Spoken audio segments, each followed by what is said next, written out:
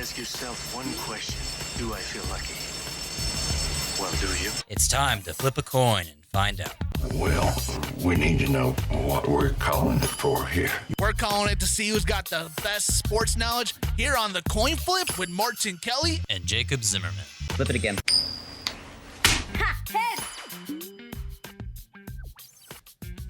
Yes, welcome into the Coin Flip podcast.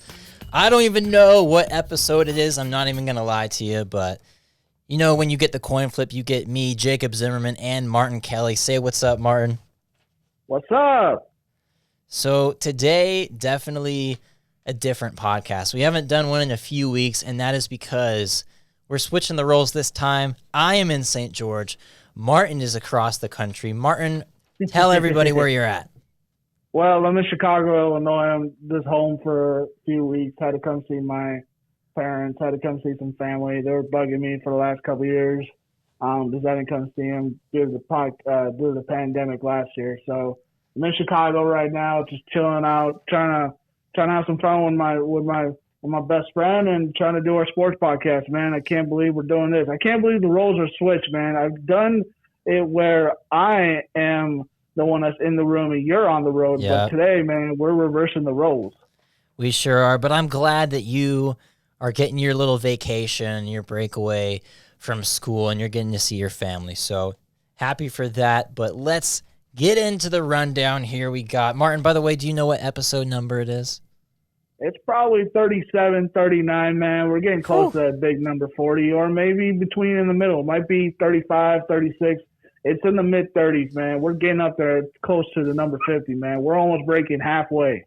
You never know. Whenever we come out with this, you will see which episode it is. But for the rundown, starting off with the NFL, Tim Tebow, that's right, making his comeback to the NFL. He'll play tight end for the Jaguars, but there's a lot of controversy around that. We'll talk about that. Julio Jones report he wants out of there. He wants out of Atlanta. We're going to talk about what's going on down there and where he could potentially end up. Then switching it over to the NBA, playoffs are finally here. Martin, I wanted us to get this podcast back into going, especially because my sports playoffs are here. But we're going to talk about 4 series this episode. We'll talk about the other 4 first-round series next week. This week we're talking about Lakers, Suns, Knicks, Hawks, Nets and Celtics, and Clippers and Mavericks. And then after that, we'll go over to other sports where Martin's going to take it away, talk about NASCAR, baseball,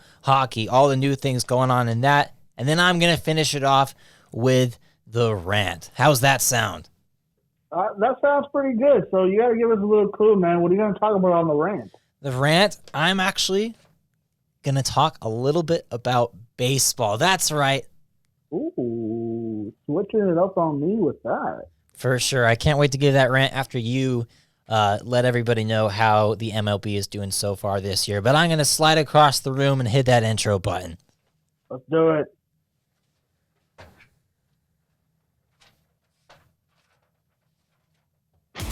Ice up, son. Ice up. Sanders still on his feet. Sanders is gone. Far with daylight and time. Goes for the whole thing. Touchdown! Green Bay leads. Brett Favre. Rice. He's open. No flags are down. Touchdown. And here's a sack. Lawrence Taylor comes over the top. Leon left. No. DeLone fires to an open Smith. Steve Smith is going to go all the way. No flags down. Smith scores, and the Carolina Panthers win in overtime. 6 seconds. Murray heaves it downfield. It is caught. It is caught. DeAndre Hopkins. He did what?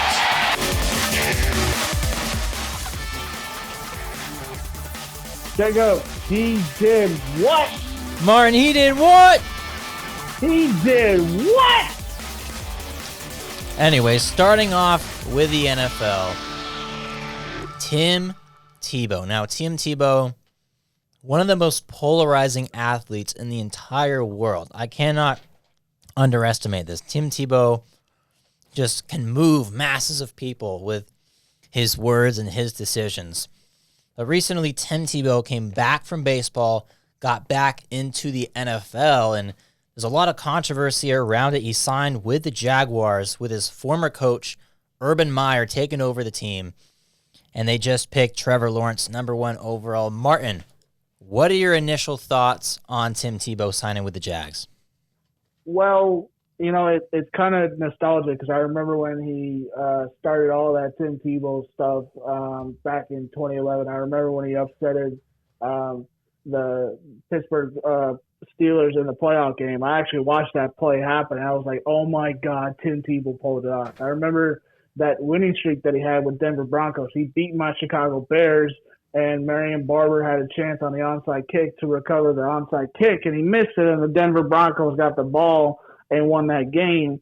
So for him to come back after playing some time in the minor leagues for the New York Mets in baseball, I just don't know, man. It's such a nostalgic feeling because you have a feeling of that he stole a roster spot probably from an undrafted rookie or, an unknown commodity in the free agency market that wanted a chance on an NFL team. And now you have Tim Tebow taking that spot because, he's buddies with Urban Meyer, and Urban Meyer wants to bring in a new, philosophy and a new attitude into, do ball for the Jacksonville Jaguars. I mean, he drafted, Trevor Lawrence from Clemson, who went number 1 overall, and then he drafted his running back buddy, Travis Etienne, at the end of the first round to pair those two back up. So, Tim Tebow's not going to play quarterback. He's going to play tight end. And, tight end is a hard spot to play. It's a position I wanted to play in high school, and I realized over the years how hard it is to play that spot because you got to worry about blocking. You got to worry about catching the ball. You got to worry about route running. You got to worry about, actually positions where the linebacker's at, where the defensive end is at on the field. And sometimes you might have a safety over you. So you got to worry about all that type of stuff. You got to worry about calls that are made by the quarterback in blocking protection or in route running changes. So, Tim Tebow had to do that back in college, but he's not going to give the orders anymore. He's going to take the orders. So I think it'll be interesting to see. He's fighting for a roster spot. He's not guaranteed, a long-term contract where he's going to be there, for 4 or 5 years. He's only there for a year, so we don't know how long he's going to last. I think, he might last maybe a season, maybe half a season, but it's all determining on what Tim Tebow can do for himself. And I think if he comes out of the gate, I think if he tries his very best, and I think if he just does his job, I really think Tim Tebow can make the team, but will he make an impact? I just don't know. Tim Tebow made the roster as of now, but we all know that once preseason rolls around, the final 53-man roster gets cut out. Whether he makes it or not, I think the story is still huge. The biggest thing to me is how Tim Tebow literally went from haven't played in 7 years in the NFL to comes back, hasn't even played a down of football yet, and already, did you see this, Martin? His jersey is number 1. He is the number 1 selling jersey in the NFL right now, and he hasn't even played in 7-8 years, however long that's been. That's the real story for me. But when it comes to his production, I may be expecting 1 touchdown this year. I actually think he will get some playing time. I think the Jaguars are pretty desperate, and to be honest, we know how this works. We know how if you tank, you're going to get a really good player. And if you tank back-to-back years, you could be setting yourself up with a duo that could set up a dynasty that could last 10, 15 years. It's not this frowned-upon thing to tank in sports nowadays, and I think the Jaguars are kind of smart for saying, hey, we'll take all the ticket sales we can get. We're already not going to get a lot of fans coming to the game because we are sort of in this losing mode. But Tim is a great way to kind of distract from losing. I will say there probably is, you're right, there probably is someone better to take that spot, of course. But I think from a PR move, this could go either way. If you're of the mentality where any press is bad press or any bad press is good press, then hey, this is the right move. But a lot of people are upset with the Jaguars over this, and I can understand this frustration. I think we just need to sit back and see, is Tim Tebow actually worth being out on the field?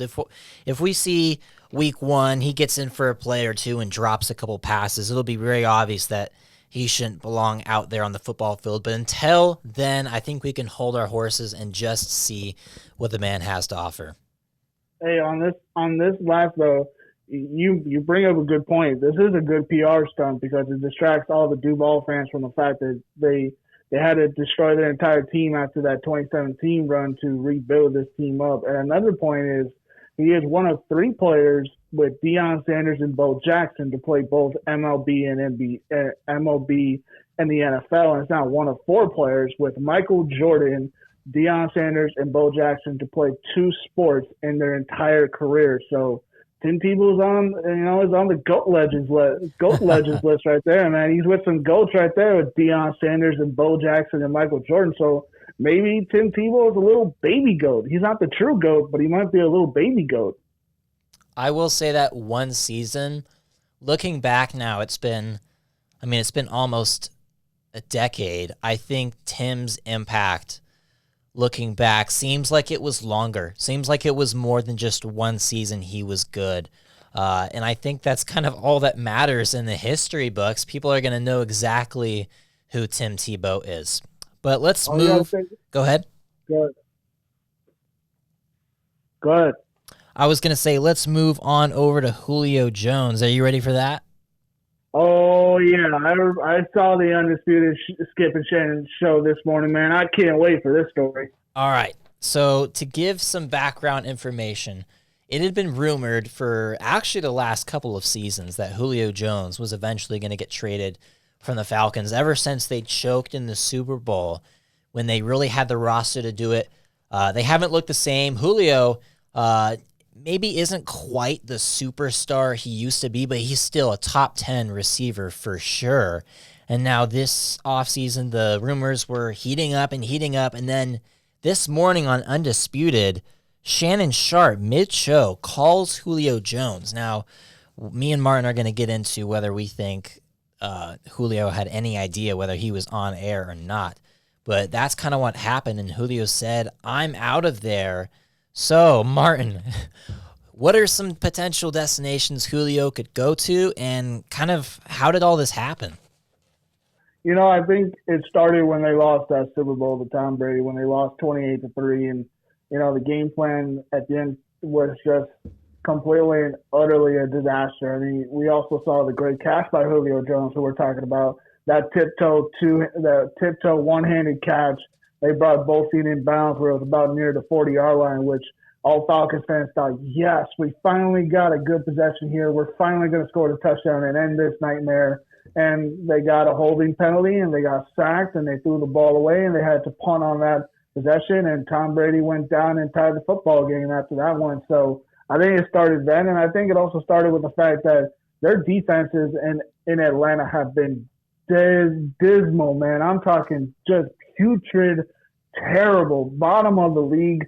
They could not figure out how to fix that defense. Injuries, miscommunication, misplacement on the football field, and it all led for Julio Jones to say, you know what, I want out of here, man. I'm 32 years old. I don't have much left in the tank anymore. I'm still a top 10 receiver. I'm still, top 5 in catches. I'm still top 5 in yards per catch. I am still one of the best receivers in the game. I'm not going to beat you with speed, but I'm 6'5" and about 230, man. I dare you to put a 6 foot, 180-pound cornerback on me or a safety, man, and expect them to stop me. So I think Julio has had a lot of built-up anger from the Super Bowl loss. I think he's seen the writing on the wall that Atlanta is not going to win.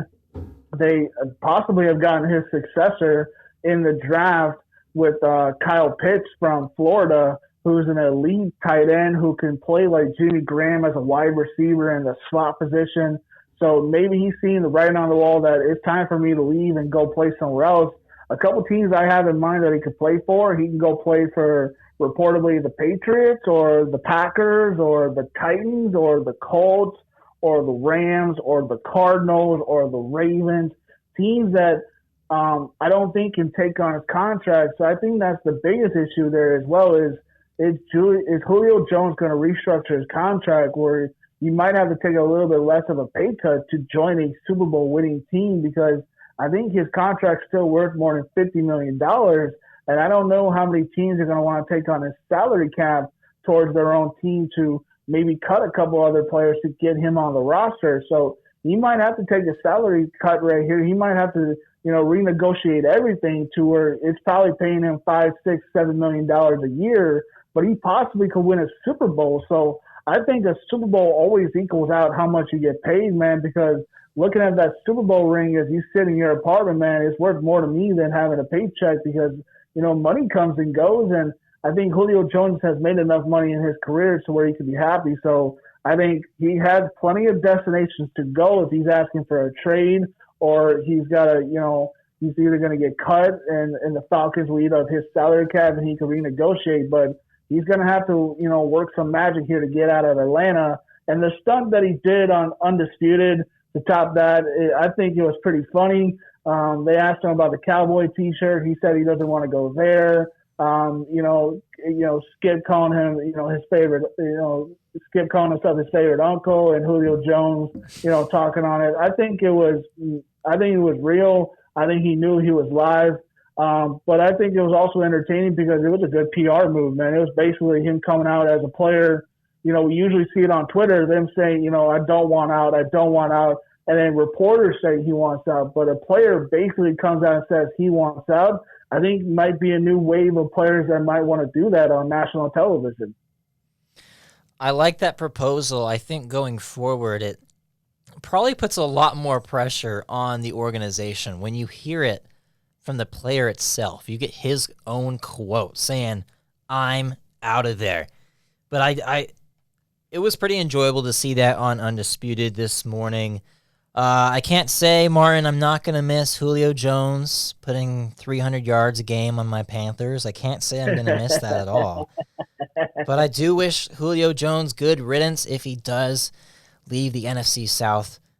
Worst case scenario, he ends up on the Buccaneers somehow and just sticks it to the Atlanta Falcons. That would not be fun for any of us. Any NFL fan out there can agree that it would not be fun to see. But I think eventually the conversation around Julio Jones, since you pretty much talked on about every single point there is, the conversation is eventually going to come to, is Julio Jones a top 5 wide receiver of all time? Now, in this moment, probably not. But in your last 5 years of a career, we've seen players really be able to change the narrative. His stats are going to be there. He's not going to be up to Rice, but could he be in the same statistical category as Randy Moss and Terrell Owens? I think he very well could be. And something that could really change his all-time position, because this is something I enjoy. I'm an NFL guy, an NBA guy. All-time positions kind of don't get talked about enough in the NFL. And I think when all is said and done, he will definitely be a top 10 wide receiver, but the conversation for top 5 is there. As for some of the teams that he needs to go to, I think the Titans are a great destination. Derrick Henry coming out and saying, "Hey, I don't care. I'm letting everybody know on Twitter that I want Derrick Henry to play for me. I don't care. I want to win." And other players should be vouching for him. You should be calling up your general manager if you're a star guy and say, "Hey, what can we do to get Julio on our squad? He would really, really help us out." I think the Titans are great. You brought up the Cardinals, who I hadn't even considered. I think that would be lethal. The only thing is, I was thinking about the Hail Murray. It plays in the intro that you made, Martin, the NFL button that we hit every segment. The Hail Murray to DeAndre Hopkins, how that was the play of the year but had no real significance in the grand scheme of the season. Maybe if Julio Jones ends up there, they'll finally make a playoff push. But overall, Julio Jones, great receiver for the Atlanta Falcons. He stuck it out. He's the good example of how, hey, it might not be looking good, but stick it out for the organization. Wait till you're in your 30s to ask out. So that's the Julio Jones segment. Martin, you have anything to add on that? I think wherever Julio goes, I think he's going to be more happy. And I think, it's kind of sad to see all these teams, die out, man. Because I mean, Julio Jones and Matt Ryan, that was a fun combination for a while, and to see it kind of hit the top of its, the tippy toe of its, existence, and now it's falling down the hill. I think it's going to be sad. And again, I hope wherever he goes, man, he just finds a ring. That man deserves a ring. Your point on the top 5, I think he's top 10 right now. I think he deserves to be in that conversation. But I mean, he's right up there with a Terrell Owens type player, a Randy Moss type player who never won a Super Bowl, but was an amazing receiver. So I hope that's not his legacy. So that's all I got to add to that. All right, that does it for the NFL segment. We talked about Julio. We talked about Tebow. Now it's time to hit that NBA button. Doncic pulls up, three-pointer. Bang! Bang! It's good!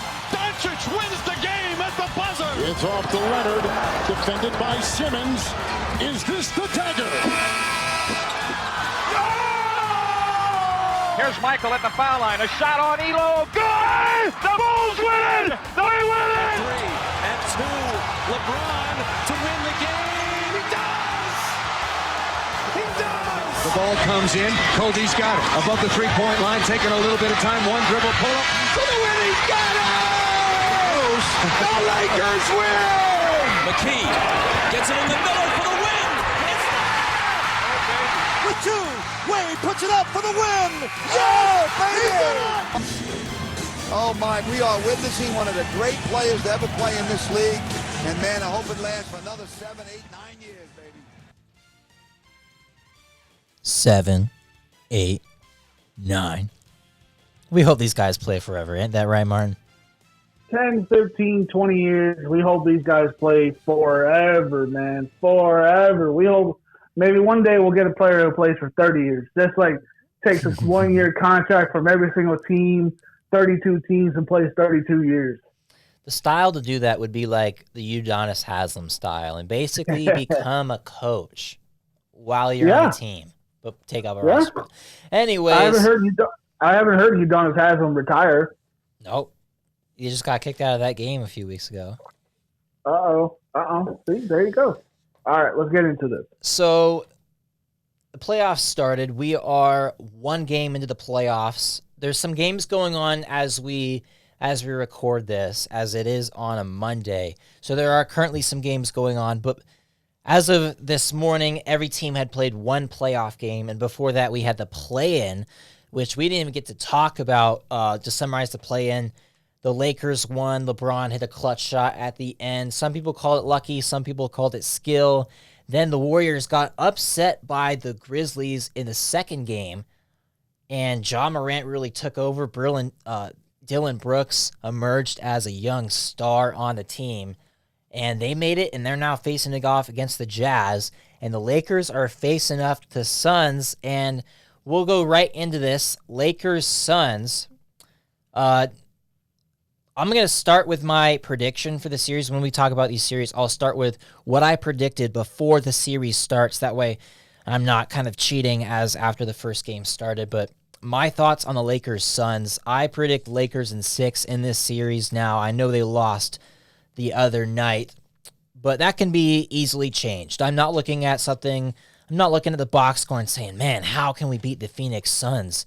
Anthony Davis played like straight up crap, Martin. I know you were probably expecting me to say this. I'll talk about LeBron too, but as for AD, I mean, there are some words that I would use to describe Anthony Davis. But would I ever say them on here or to his face? No. I'm smarter than that.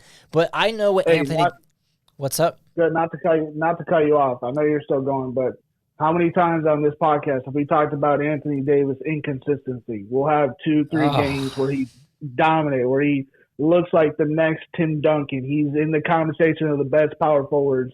And then the next 4 games, he looks like he's a scrub and deserves to sit on the bench for 20, 30 minutes. You know, I don't know if it's an effort thing. Like before the game, he knows like I'm going to take it a little easier this game or what he does. But all I know is some games he looks on and some games he just looks flat out off. And that was it. Starting off that play-in game versus the Warriors, he started out 3 of 16. He ended up finishing, about 10 of 24, so he had a great fourth quarter. But that great second half never came in this ball game whatsoever. Just completely looked out of it, offensive and defensive. Now let me get to the LeBron. LeBron's efficiency was good. He started off the first quarter hitting 2 back-to-back threes, and I was about to be like, okay, we're going to get one of those LeBron James takeover games. After that, Martin, he basically was not out there on the court. He was on there on the court, but looking back, he really had no impact. He needs to be more aggressive. There's some stretches he goes in the game where he has some amazing passes. We saw it in the third quarter in the play-in game. He just had like 5 straight assists within a few minutes in the game. And if guys aren't hitting their shots, and it should be pretty easy to tell if guys aren't hitting their shots, LeBron needs to take over. He only shot about 13 attempts, if I remember the box score correctly, from game 1 in this series. Unexcusable. If he's more aggressive, the Lakers win that game. And to finish off my points on this series, let me just say Caruso is better than Schroeder, and THT is better than Kuzma. So I'm looking at the box score right now here between the Lakers and the Suns. And LeBron James had 14 attempts in the game. So he had 14 attempts shooting on that night. But he played 36 minutes, had 18 points, 10 rebounds, 7 rebounds and 10 assists, while Anthony Davis had 13 points, 2 assists, and 7 rebounds. Here's what I wrote down, dude. I wrote down that LeBron needs, I don't know what he needs to do, but he needs to hit GOAT mode. He needs to hit this GOAT, status in his own head. He needs to hit it now. I mean, we have seen LeBron James take more body shots, take more abuse in the last couple games than I've ever seen LeBron James ever take. And I'm sorry, Jacob. I know we say LeBron James is immortal, but every time he hits the floor, every time he takes a hit, I feel like he's not going to get back up. I feel like Father Time is starting to creep up on him just a little bit. Not enough to kill him, but enough to remind him that he is getting up there in age. And, we just touched on it. AD, man, I don't know what it is, but he is so inconsistent. He cannot find a consistent value in his own game. You have the AD brothers. Yes, I said AD brothers. And what I mean by that is you have Andre Drummond, 7 foot. You have Anthony Davis, 7 foot, both down on the block, and they should be dominating the rebounds. Jacob, the Lakers got out dominated by the Suns with only DeAndre Ayton as their main guy to rebound by 13 rebounds total. Oh my God. They got out rebounded on the offensive glass by 6 rebounds. How do you let DeAndre Ayton, a babyface in the playoffs, dominate against 2 players that have had playoffs experience, whether they won those games or not? Both Andre Drummond and Anthony Davis got playoff experience under the belts. DeAndre Ayton just got his first taste of the playoffs. Same thing for Devin Booker. And they smacked the Lakers around like they were a junior basketball team. I'll give you my prediction right here. I got the Suns in 6. I do not see the Lakers pulling themselves out of this hole anytime soon until LeBron James figures out what's wrong with him mentally. He needs to get it clicking now. Now, maybe that's an overreaction because we have seen LeBron James lose game 1 and then turn it around and smack the teams around and remind them who he is. So maybe this is an overreaction. In a week, we'll talk about that. But I think the Lakers are in trouble. They need to play more consistent basketball, more fundamental basketball, and they need to find a way to stop this Phoenix Suns team, man, because they are young. They are aggressive. Chris Paul is a great leader. Whether he is hurt or not, Chris Paul came out and gave them good defensive minutes, good defensive positioning. And Devin Booker, man, Devin Booker and Trae Young are the lights-out future of this game, and they showed up that night. We'll talk about Hawks and Knicks in a second here, but Devin Booker showed up. Devin Booker took over, and he made sure that his NBA playoff debut was not a loss.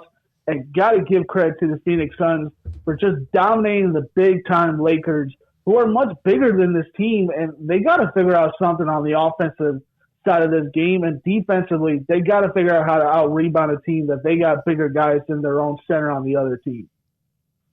All right, we're going to run through these next 3 series here pretty quick, just for time reasons. Knicks-Hawks, I predicted Knicks in 7. I think this one's going to come down to, can Julius Randle and R.J. Barrett continue their 3-point percentage success in the playoffs? Last night, Julius wasn't really hitting a lot of his shots, and that efficiency right there was pretty much the reason the Knicks lost the game. It was a close one. If Randle played how he normally did, that would not have been the case. But Trae Young definitely had better production than I was expecting. With the foul calls. Are the foul calls going to be the same in the playoffs as they were in the regular season? He got to the line 9 times in game 1, was 9 for 9 from the line. How about Alec Burks, though? Martin, 27 points, the game of his life. I was actually watching the end of that game, and I could not believe how just a guy whose name you might hear once a year in the national media was hitting some clutch shots down the stretch. He could not miss. Martin, I thought it was Trey Burke for a second. I thought it was Trey Burke for a second. I'm like, wait, Trey Burke is still in the NBA? I thought he got traded somewhere and was sitting on some bench. Alex Burke showed up. He had an amazing game. Trae Young, he showed up, man. Nate McMillan was the right call to be the interim head coach of the Atlanta Hawks. I mean, give credit to both the Knicks and the Hawks. I wish this was a conference final meetup. I wish this would go 7 games. I think the Hawks can win this in 6. This is going to be a fun series, dude. Derrick Rose had some good minutes last night. Julius Randle does need to play better. But Trae Young showed up for his NBA playoff debut, and he knocked it out of the park. Next up is Nets and Celtics. I predicted Nets in 5 in this series. I'll tell you what, with Jaylen Brown, I could see this series even going potentially 7. I think Boston matches up pretty well against the Nets. Tatum, he's now in that conversation where when you're making your top 10 NBA player list, he might be number 10 on some people's lists already. That's how good he has been. I don't think Kemba Walker can make up for the loss in Jaylen Brown. I know he's going to step up. He might go from 18 to 25 a game, but that loss is huge, and that right there kind of solves the series. Something that I want to see more in this series, play Robert Williams more. Go in and start him. He had 8 or 9 blocks in the first game, which is insane. Rarely do you see a 5-block game, nevertheless a 9-block game. But if the big 3 series, the big 3, whatever you want to call them, if they're all cooking, forget about it. I mean, if one of them is off, you really do have a good chance. But if all 3 of them are going for about 30 plus, it's over. It's so tough. Any team in the East is going to have a really hard time guarding them. They are dependent on outscoring the teams, as we know. Their defense is really not much of a factor. But if KD, Kyrie, and Harden are combining for 82, which they did in the first game, Martin, this series is a wrap. Yeah, this series would be a wrap in 4 games if they repeat that. If they have anywhere near 100 points combined, the series is over. No matter how much Jason Tatum goes into Kobe style, no matter how much Jaylen Brown offers it, no matter what Brad Stevens pulled out of his hat to try to pull off a series win, this one's already over. The Celtics are dead in the water. I think this one will be a sweep. I think the Brooklyn Nets will knock them right out of the playoffs. If they get game 1, it'll be a gentleman's sweep.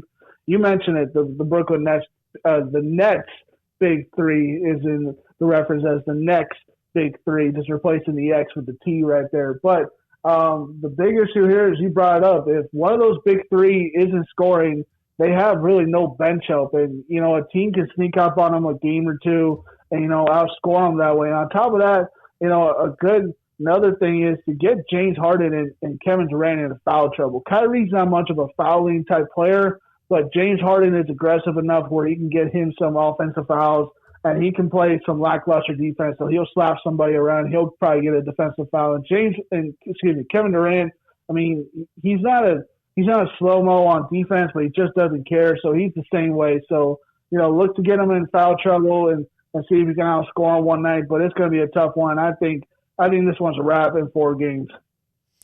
Last series we'll talk about today before we talk about the other 4 series next week. Clippers, Mavericks. Now, this one is really entertaining. In the first game, Luka Doncic had a 30-point triple-double, got the upset over the Clippers in a close one. I predicted Clippers in 7 before this series started. You never know how it's going to turn out now. The Clippers might very well lose this series. Paul George played pretty good in that first game, but when the Clippers got together, we were all expecting that MVPG Paul George to come over from Oklahoma City. And Martin, it just didn't translate. I don't know what happened. I don't know if it was him playing alongside Russell Westbrook or just the transition to being at home in Los Angeles. Yeah. I have the answer, but finish your thought, but I have the true answer. Go ahead. It is time for Kawhi Leonard to back up those commercials and all those people saying that he was the new best player in the world. I mean, we can point to Paul George all we want to, but Kawhi should be lucky that Paul George is next to him, because that way Kawhi's really not getting any blame right now. And even last year, the blame really wasn't on Kawhi Leonard. Dorian Finney-Smith, Tim Hardaway Jr., and Jalen Brunson are the difference in this series. All of them shot terrific from three-point land in the regular season. If they continue this, I think they will win the series, even with Kristaps Porzingis clearly not back to 100% like he was on the Knicks. It's a few years removed from the injury. This might just be the Kristaps we have to accept. But even with him putting up about 10 points in that last game, the way they were shooting the ball made it really hard for even the top-ranked defensive team, or one of the top-ranked defensive teams in the league, in the Clippers, to defend the three-point line. I have a true answer, Jacob Zimmerman. The Clippers are frauds. I am admitting it. They are frauds. I am jumping off this bandwagon, and I no longer want to be part of this. Please let me get off. I'd rather be sinking in the ocean than rather be on this sinking ship. I thank the Los Angeles Clippers for giving me their draft picks. I can't wait to steal their top players and have them end up as the Brooklyn Nets Part 2. I cannot wait. This one is a disaster. We have a tremendous repeat of last year. The definition of an insanity, Mr. Jacob Zimmerman, is doing the same thing over and over again and expecting a different result. The Clippers are insanity. Every single year they do this to you. This is the year. This is the year. This is finally the year where we're going to crack through the wall. You haven't made a conference finals in your entire team's history, let alone just in any of history. The Clippers are frauds. Kawhi Leonard is an amazing player, but the Clippers are holding him back. Paul George was the wrong player to pick to come join him in Los Angeles. It should have been any other player besides Paul George, but thank God it was Paul George. I thank them for the draft picks. I'm giving you the upset here. I'm picking the Mavericks in 6. That's being generous. I really want to go Mavericks in 5 because I really think the Clippers are done. This is the year they had their chance. They're not going to win this series. They are done. Luka Doncic, Brunson, everybody showed up. And if the Clippers keep shooting 10 for 29 from the three-point line, kiss them out of the playoffs. They are done. If they don't blow it up this year, they will blow it up next year when they have yet another second-round collapse or a first-round collapse in the playoffs. Thank you, Los Angeles Clippers, from an Oklahoma City Thunder fan, for overpaying for Paul George. I will gladly take your draft picks and build my next dynasty. I'm gonna name out some names, and you're gonna see where I'm going with this. Magic Johnson, Derrick Rose, LeBron James, Michael Jordan, Kareem Abdul-Jabbar, and guys from the 60s. And now Luka Doncic as the best young players. If you look at their first 3 years of their career, Luka Doncic is in that category. Luka Doncic is one of the best ever if you're talking about just the first 3 years of an NBA career. He is just amazing, dude. I can't think of a European player this good in a long time, dude. Since Dirk Nowitzki, since you had Kukoc in Chicago, and Kukoc didn't even live up to the expectations that he had in Chicago. Luka is just on a different level, man. This kid is going to be amazing. This kid is going to lead the Mavericks to something really good. When LeBron James steps down, I mean, you mentioned Luka, man. I really think, Jacob, there's going to be a huge dogfight to take the crown from LeBron James. You have Zion, you have John Morant, you have Luka Doncic, you have Trae Young, you have Jason Tatum, you have Devin Booker, you have DeAndre Ayton. You have talent after talent after talent. LaMelo Ball. You have so much talent. You got even Shai Gilgeous-Alexander. I'm not saying he's that great, but he is an amazing player on the rise. The NBA has extraordinary amount of talent in the next 15 years that will keep this league alive. That is going to do it for the NBA segment. Always fun to talk about NBA here on the Coin Flip podcast, but let's go over to other sports.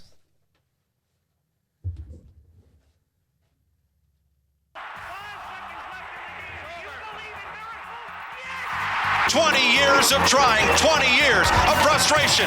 Dale Earnhardt will come to the caution flag to win the Daytona 500. And the ball is free. It's picked up by Michigan State's Jalen Watts Jackson, and he scores. There's the pass to Leitner. Puts it up. Yes! With Konerko up. And he rips one into left. Konerko, grand slam.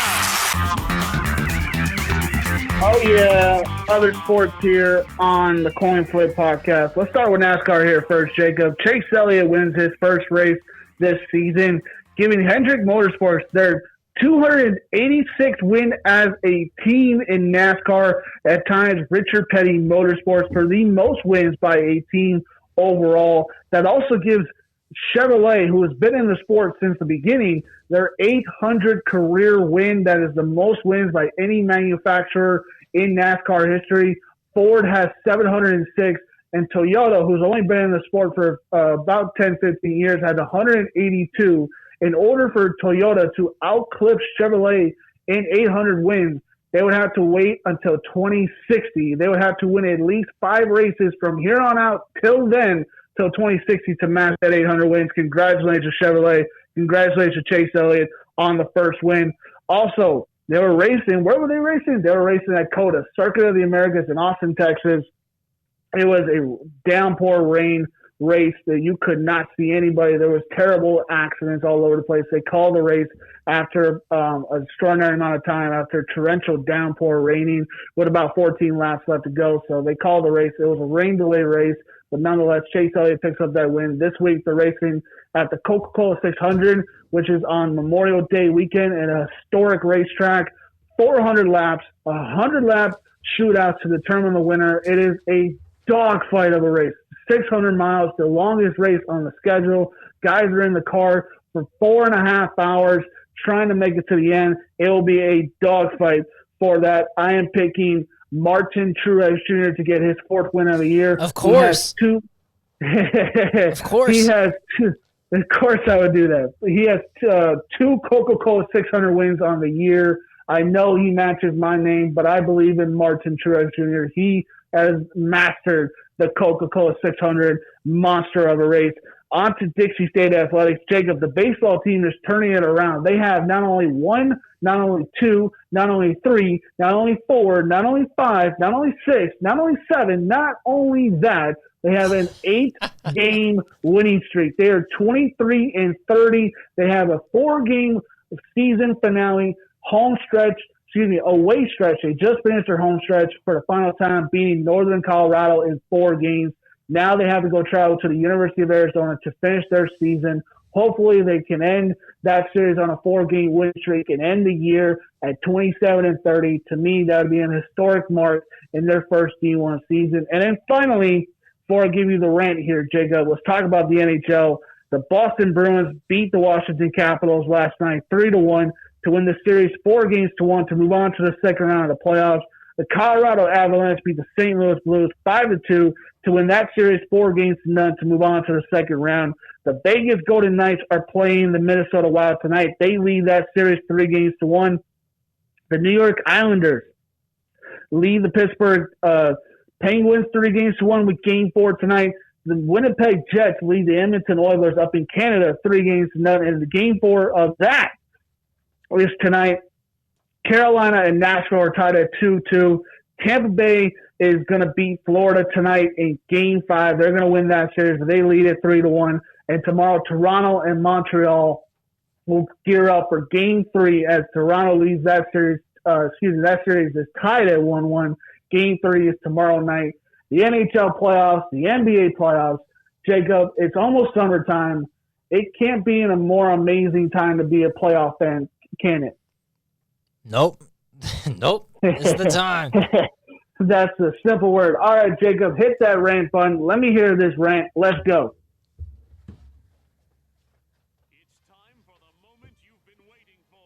The one, the only, the rant. Oh, you're about to go blasphemous. Fighting a scorpion, and that is final. Will you two shut up? Oh my God, I don't care. You will when we're done talking about the rant. Here on the Coin Flip with Martin Kelly and Jacob Zimmerman.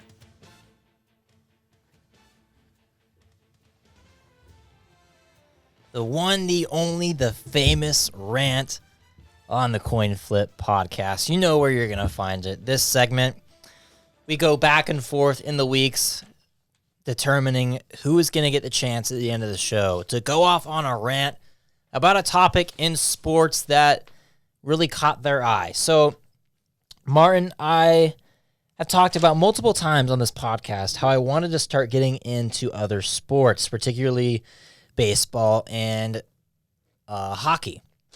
So baseball, I've been actually watching a little bit more baseball recently, been seeing it on social media, and my girlfriend, she moved into a house with her friend, and her boyfriend also lives there. And so the two boyfriends, me and Curtis is his name, we will watch some baseball sometimes. We'll flip back and forth between the channels, between baseball, basketball.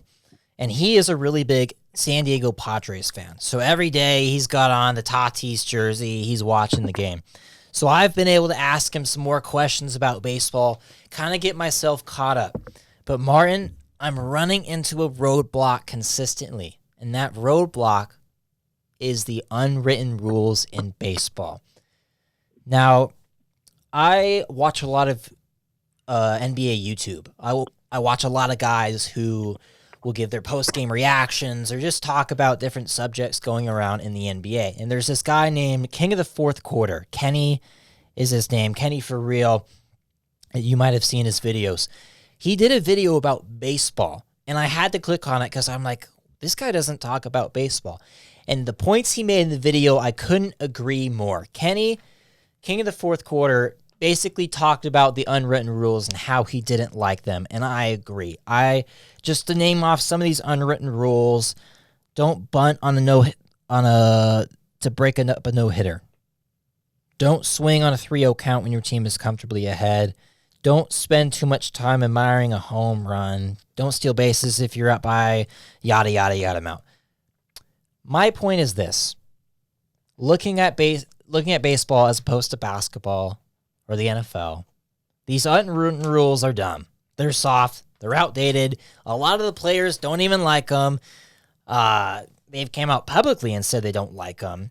My ideology is that if we're going to have the mentality of we want to see cold-blooded killer assassins in these other sports, well, then just play better and stop complaining when you're getting blown out. Don't take it to heart. Don't get your feelings hurt when someone celebrates over their grand slam and they're already up by 10 runs. In the NFL, in the MLB, in the NBA. These are the best of the best athletes in the entire world. This isn't fifth grade where your feelings can go get hurt on the park. Batting averages and on-base percentages literally dictate contracts and whether you make the team or not. These batters are out there, some of these young batters, trying to establish their careers, and even just a few points in their percentage can be the difference. Whether a team goes, I might not want to sign that guy. His on-base percentage isn't very high. That could literally be the difference. So in a scenario where you're up big in a baseball game and you know you're around that cutoff on your batting average or your OBS, it's the right move to hit a home run, even if you're in a 3-0 count, even if you're up by however many runs. I don't like how baseball has these unwritten rules, a lot more of them compared to basketball. The ones you can think of in basketball are if you have the lead, a pretty big lead, and say you're up with like 30 seconds left in the game and the shot clock's winding down. The nice thing to do in the NBA is just take the turnover, right? How this would be in the NBA is if once they got up by 30 or 40, they literally just stopped shooting the basketball.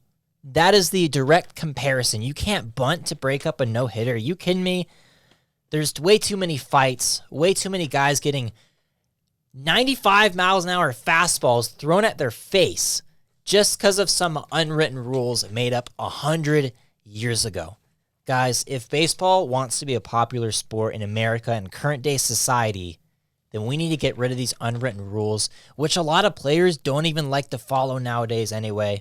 I'm sure a lot of like hardcore baseball fans can agree with me, and I'm sure a lot of them are going to disagree with me on this statement. But overall, I think for the best future of the sport, we need to get rid of these unattractive rules that have fans scratching their heads. Why are our guys upset? So that's my rant on the unwritten rules of baseball. Jacob, I cannot agree with you anymore. I had that issue with my team, the Chicago White Sox. My manager called out my player for swinging on a softball style his own baseball pitch. No one cares. No one cares. It was an amazing hit. Yermin Mercedes was the kid who hit the home run. A 28-year-old journeyman finally got a shot in the MLB and he hit a home run. So what? My point is also to go back to your unwritten rules in the NBA. Another unwritten rule that I know for a fact is in that same scenario with under 30 seconds left to go, you do not shoot a three-pointer and you do not slam it down for a slam dunk to add more to the lead. And you do not, under any circumstances, and an unwritten rule is leave your starters as you're up by 50 or 40. You put all your best players in the game so they can get time. And you also do not foul when it's a blowout either, and you're just trying to make fun of the other team as well, as we have seen before with the Malice and the Palace when Ben Wallace fouled Ron Artest. They all make sense. They all make sense to me. Yeah, so I agree with your unwritten rules. The baseball world will still live, but it'll be more like the NHL in the sense that it will only be liked by a certain amount of fans. It just will not grab the attention as the NBA or the NFL in the idea world of a million eyes watching the sport. That is the podcast, whatever episode this was. We're going to get it on to you and out for you to listen. I'm going to stick around and put this on YouTube. Martin, anything you want to say to wrap this up? I appreciate everybody listening to us. You guys have a good one, man. Keep listening to our podcast. Here in the next couple of weeks, we're going to announce something big on the podcast that I'm going to talk to Jacob later. We're going to start posting these, we're going to start getting onto the social media world, start posting a little bit more, trying to grab more eyeballs and attention. Spread the word, spread the love. Get all your friends and family to listen to us. If it's more than 5 minutes or an hour, listen to us. Give us your comments. Let us know how we're doing. I appreciate all the love, everybody. Have a good one. Could not have said it any better myself. That's Martin. I'm Jacob. Peace, everybody.